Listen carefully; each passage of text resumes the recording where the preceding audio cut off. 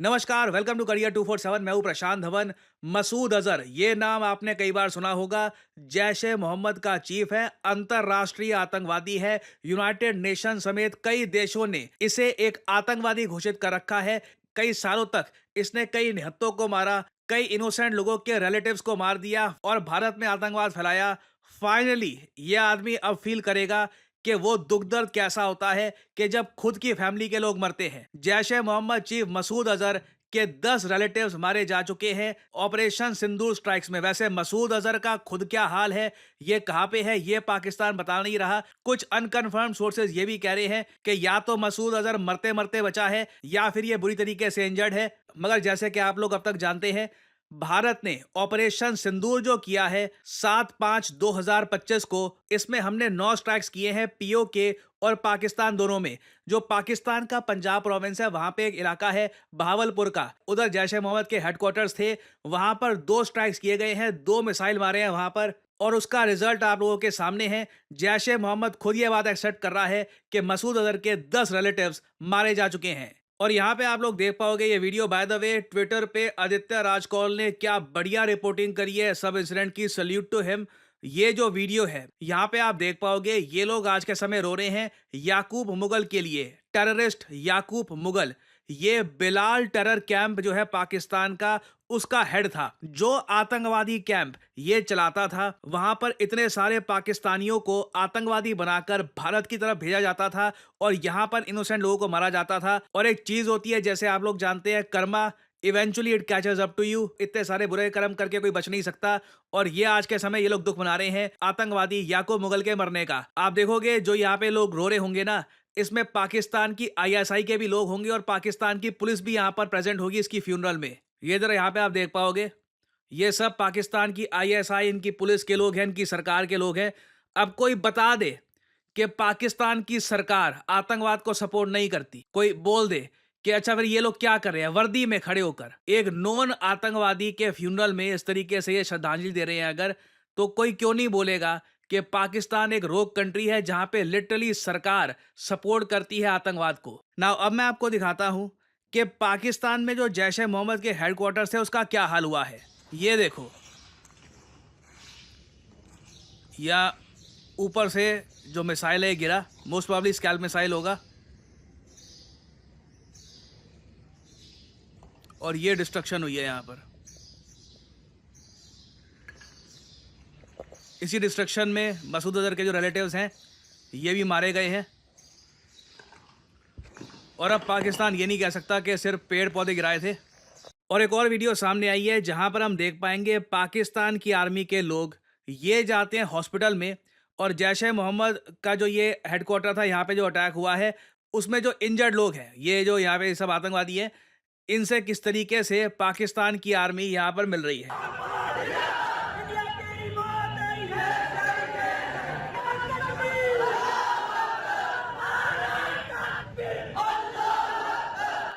तो ये उसके बाद ये जैश ए मोहम्मद के सपोर्ट में पाकिस्तान की जनता ने भी नारे लगाए। देखिए, कोई यहाँ पर ये नहीं कह सकता कि पाकिस्तान में बस कुछ थोड़े बहुत लोग हैं जो अराजक तत्व हैं। इनकी सरकार, इनकी आर्मी और इनकी साइजेबल पॉपुलेशन, जो परहैप्स एक बार को आप कह सकते हैं इनके बड़े शहरों से थोड़ा दूर रहती है, मे बी इवन बड़े शहरों में भी, वहां पर ठीक ठाक सपोर्ट आपको मिलेगा मसूद अजहर, हाफिज सईद जैसे लोगों के लिए। एक बार को मैं कहूँगा, इन लोगों के लिए हीरो का स्टेटस रखते हैं ये। और दिस इज़ वेरी वरिंग। इसलिए पाकिस्तान एक डेंजरस कंट्री है कि एक ऐसा आदमी जिसको यूनाइटेड नेशंस एक डेजिग्नेटेड आतंकवादी मानता है, उसके सपोर्ट में लोग ऐसे आ रहे हैं। और पाकिस्तान के सोशल मीडिया में भी आप अगर देखोगे ना, तो ऐसे लोग आपको खूब मिल जाएंगे जो मौलाना मसूद अजहर साहब कहकर ये बोलेंगे और ये बताएंगे कि देखिए किस तरीके से मिसाइल गिरे हैं यहाँ पर जैश ए मोहम्मद के हेडक्वार्टर्स में। ये जो वीडियो है कुछ सेकंड्स की, ये देखिए, ये पाकिस्तानी और इंडियन सोशल मीडिया पे काफी वायरल हो चुकी है। ये एक पाकिस्तानी नेशनल है आपके सामने। पाकिस्तानी और इंडिया ने जंग शुरू कर दी है। अभी मेरे बहावलपुर सिटी के अंदर मौलाना मसूद अजहर साहब के जो है मदरसा है, उसके ऊपर 4 मिसाइल दागे गए हैं। 4 मिसाइलों के साथ हमला किया गया है मौलाना मसूद अजहर साहब के मदरसे के ऊपर। हम अपनी अफवाज पाकिस्तान के साथ खड़े हैं, लेकिन मेरा सवाल है कि हमारी एजेंसीज कहाँ सोई हुई थी, हमारी अफवाज पाकिस्तान कहाँ सोई हुई थी जब ये हमला हुआ। मुजफ्फराबाद की भी खबर आ रही है कि मुजफ्फराबाद वाली साइड पर भी ये अटैक हुआ है, लेकिन सबसे पहले मेरे बहावलपुर सिटी के अंदर अटैक हुआ है ब्लास्टिक मिसाइल के साथ उन्होंने हमला किया है। मौलाना मसूद अजहर साहब के मदरसे के ऊपर 4 मिसाइल मारे गए हैं। अभी ये कहना कबल वक्त है कि गोया कितनी सच्चाई है इस खबर के अंदर, किस साइड से ये मिसाइल आए हैं, ये अभी कन्फर्म होना बाकी है। लेकिन ये कन्फर्म न्यूज़ है कि उनके मदरसे के ऊपर 4 मिसाइल मारे गए हैं। पाकिस्तान जिंदाबाद, पाक फौज जिंदाबाद, इमरान खान जिंदाबाद। इमरान खान तो जेल में है, पाकिस्तान की फौज की जो भी मतलब स्टेटस है आज के समय रात को पता लग गया, और बाकी पता नहीं और क्या जिंदाबाद बोला था, भूल गया मैं। पर खैर, इधर वे यहाँ पे हमको एक बात नोट करने वाली ये भी मिलेगी कि पाकिस्तान के जो लोग हैं उन लोगों के हिसाब से 4 मिसाइल्स मारे गए हैं जैश ए मोहम्मद के हेडक्वार्टर्स में, और आफ्टरमाथ की भी जो वीडियोस हैं वो भी आप अगर देखोगे हर जगह आग फैली हुई है, कंप्लीट डिस्ट्रक्शन। पाकिस्तानीज ये अटैक लंबे समय तक नहीं भूलने वाले। और जैश ए मोहम्मद को टारगेट करना इतना इंपॉर्टेंट क्यों था ये भी समझ लो। 25 साल से कैसे ये ग्रुप लगातार आतंकवाद फैलाता आया है। अप्रैल साल 2000 में, जी हाँ सन 2000 की हम यहाँ पे बात कर रहे हैं, एक बॉम्बिंग होती है जम्मू कश्मीर में, भारत के 5 जवान मारे जाते हैं। उसके बाद अक्टूबर 2001 में एक बॉम्बर 30 लोगों को मार देता है जम्मू कश्मीर लेजिस्लेटिव असेंबली में। उसी साल 2001 में एलईटी और जेईएम ये दोनों मिलकर भारत के पार्लियामेंट को अटैक करते हैं। 14 लोग मारे जाते हैं, हमारे एमपीज मरते मरते बचते हैं। और अगर मैं आपको बता दूं, यहाँ पे अगर हमारे एमपीज पे अटैक हो जाता तो भारत को लिटरली यहाँ पे वॉर डिक्लेयर करनी पड़ती। और आप एक बार को सोच कर देखना, लश्कर ए तोयबा और जैश ए मोहम्मद दोनों ने मिलकर भारत के पार्लियामेंट पे अटैक किया था। अगर पाकिस्तान जो कहता है ना कि हमें क्या, हम क्यों सपोर्ट करेंगे आतंकवाद को, इमीडिएटली एलईटी जेईएम को ये डिसमेंटल करते, डिस्ट्रॉय कर देते। क्योंकि कल को ये अगर मान लो फिर से ऐसा अटैक करते हैं, उस केस में तो देखिए इंडिया पाकिस्तान के बीच में वॉर कोई रोक ही ना पाता। मगर जैसे कि मैं आपको दिखा चुका हूं, इनकी सरकार, इनकी पब्लिक दोनों सपोर्ट करती है एलईटी और जैश ए मोहम्मद को। फिर उसके बाद मोस्ट रिसेंटली आप अगर देखो 2016 में पठानकोट एयरबेस में जो अटैक हुआ था, 3 इंडियन सिक्योरिटी पर्सनल को मारा गया, उसके पीछे भी जैश ए मोहम्मद था। उरी में जो अटैक हुआ जहां पे 19 जवान हमारे वीरगति को प्राप्त हुए, वहां पर भी जैश ए मोहम्मद इन्वॉल्व था। जो पुलवामा का हमला हुआ था फरवरी 2019 में, वहां पर भी जैश ए मोहम्मद था। और मोस्ट रिसेंटली बताया जा रहा है पहलगाम का जो आतंकवादी हमला है उसे भी ऑर्केस्ट्रेट किया था जैश ए Mohammad, affiliate with Lashkar A Taiba support. उसे भी ऑर्केस्ट्रेट किया था एक ग्रुप ने जो जैश ए मोहम्मद का एफिलिएट है और उसे लश्कर ए तोयबा की भी सपोर्ट है। तो इस ग्रुप को टारगेट करना बनता ही था।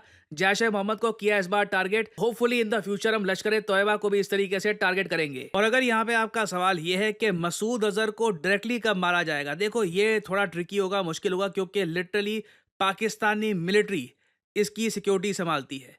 तो वो इसको मूव कराते रहते हैं। और जिस तरीके से हमने अनाउंस किया है कि हम अटैक करेंगे, ऑपरेशन सिंदूर से पहले काफ़ी हद तक आइडिया था कि इंडिया कुछ ना कुछ करेगा। उससे पहले पाकिस्तान को इतना टाइम मिल गया था कि इन्होंने मसूद अजहर को तो कहीं ना कहीं बहुत ज़्यादा सेफ किसी बंकर में छुपा दिया होगा। तो मसूद अजहर को मारना ट्रिकी होने वाला है। बाकी जो इसके रिश्तेदार मारे गए हैं ये मैटर बहुत ज़्यादा करता है, क्योंकि मसूद अजहर खुद बहुत ज़्यादा बूढ़ा हो चुका है, इसको काफ़ी बीमारियां हैं और ये इतना एक्टिवली जैश ए मोहम्मद को लीड करता नहीं है, इसके रिश्तेदार ही करते हैं।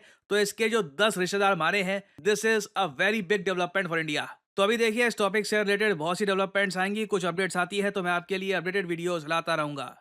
क्या आपने सोचा है कि भारत में on an average best paying jobs किस सेक्टर में होती है? मैं उस आदमी की बात नहीं कर रहा कि 1 या 2-3 लोगों को करोड़ों का पैकेज लग गया। मैं यहाँ पे बात कर रहा हूँ ऑन एन एवरेज।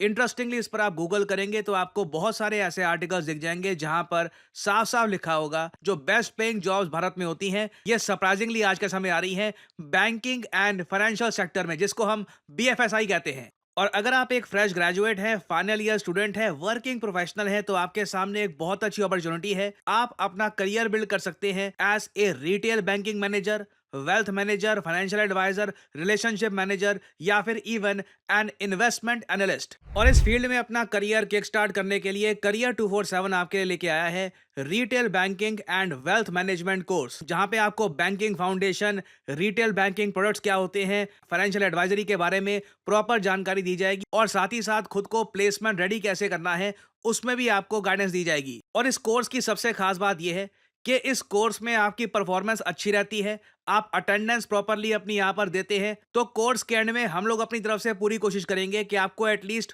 2 इंटरव्यूज मिले। और अगर आप सोच रहे हैं कि इस फील्ड में इवेंचुअली कहाँ आप काम कर सकते हैं, टॉप रिटेल बैंक्स में एक्सिस, पीएनबी, एसबीआई, एचडीएफसी, हर जगह आज के समय आप अगर देखें दे नीड बैंकर्स। सिमिलरली ना सिर्फ बैंक्स, इवन जो एनबीएफसीज हैं वहां पर भी आप काम कर सकते हैं। जो वेल्थ मैनेजमेंट फर्म्स हैं जैसे कि मोतीलाल ओसवाल, फ्रैंकलिन टेम्पल्टन, वहां पर भी आपका करियर ओपन हो सकता है। बीएफएसआई सेक्टर में आप देखोगे कॉन्स्टेंटली ग्रोथ हो रही है, क्योंकि जैसे जैसे भारत की जीडीपी बढ़ेगी इस सेक्टर में ग्रोथ होना ऑब्वियस है। और करियर 247 के इस कोर्स की सबसे यूनिक बात यह है कि ना सिर्फ हम आपको सारी स्किल्स प्रोवाइड करेंगे, साथ ही साथ एक बहुत ही ज्यादा इंपॉर्टेंट सर्टिफिकेट होता है national institute of securities and markets का। ये एक एग्जाम पास करने पर मिलता है, निम्स सर्टिफिकेट। इस एग्जाम को कैसे पास करना है, ये सर्टिफिकेट कैसे आप एक्वायर कर सकते हैं, इसके लिए भी आपको प्रिपेयर किया जाएगा, ताकि जैसे ही आपका कोर्स खत्म होता है आप निम्स का एग्जाम दे, ऑफलाइन एग्जाम होता है ये, और उसके बाद you can get this certificate from the national institute of securities market. और उसके बाद वेल्थ मैनेजमेंट में जो म्यूचुअल फंड्स का एक बहुत ही बड़ा सेगमेंट है, वहां पर भी अपना करियर आप किक स्टार्ट कर सकते हैं। सो आपको करना क्या है, यहाँ पर करियर 247 की जो ये वीडियो आप देख रहे हैं, यहाँ पर नीचे कमेंट सेक्शन में जाइए। यहाँ पे आपको ये कमेंट सेक्शन में लिंक मिल जाएगा, start your banking and finance career. इस लिंक पर करिए क्लिक, और यहाँ पे आपके सामने ये पेज ओपन हो जाएगा। इधर अपना नाम डालिए, ईमेल आईडी डालिए, अपना मोबाइल फोन नंबर डालिए, और नीचे जहां पर डिस्काउंट कोड लिखा हुआ है यहां पर एंटर करिए PD10, ताकि आपको डिस्काउंटेड प्राइस में ये कोर्स खरीदने का मौका मिले। बहुत ज्यादा एक अफोर्डेबल प्राइस में हमने ये कोर्स लॉन्च किया है। जो फी है इसकी ये 30,000 आपको दिख जाएगी, but after applying the code PD10 आपको एक एडिशनल डिस्काउंट भी यहाँ पर मिलेगा। So make sure to apply the code, नहीं तो बाद में आपको डिस्काउंट मिलने में प्रॉब्लम हो जाएगी। और फिर करियर 247 की टीम की तरफ से आपको कॉल आएगी। आप जो आपके एक्स्ट्रा सवाल हैं क्लासेस को लेकर, टाइमिंग्स को लेकर, सिलेबस को लेकर, ये सवाल आप पूछ सकते हैं। और अगर आपको लगता है कि this is the field for you, यहाँ पे आपका करियर बनना है, you can start your career in the retail banking and wealth management sector. So इसी नोट के साथ यह है वीडियो का अंत। Thank you for listening, and as I always say, may the gods watch over you.